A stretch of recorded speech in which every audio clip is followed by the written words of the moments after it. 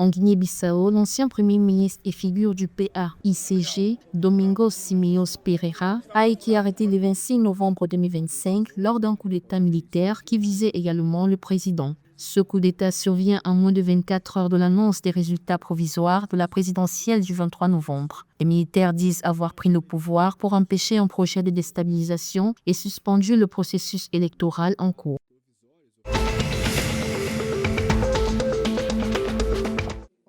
À un mois des législatives du 27 décembre 2025, la scène politique ivoirienne connaît un tournant marqué par la forte progression des candidatures indépendantes, désormais majoritaires selon la CEI. Issues à la fois des dissidences internes, au RHDP et au PDCI, ces candidatures bouleversent les équilibres traditionnels. Dans plusieurs circonscriptions, elles fragilisent l'emprise des grands partis et redoutent une dispersion du vote et une recomposition de l'Assemblée nationale.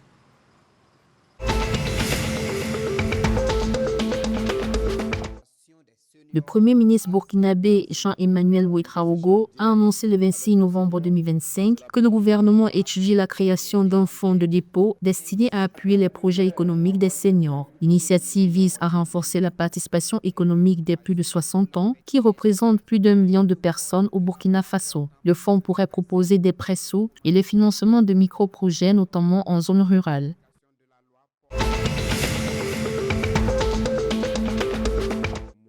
Les forces de défense et de sécurité du Niger ont annoncé avoir neutralisé 81 terroristes et interpellé 64 individus impliqués dans des activités criminelles lors des opérations menées du 17 au 23 novembre. Ces actions aéroterrestres ont permis la saisie de plus de 13 500 litres de carburant, d'armes et de munitions.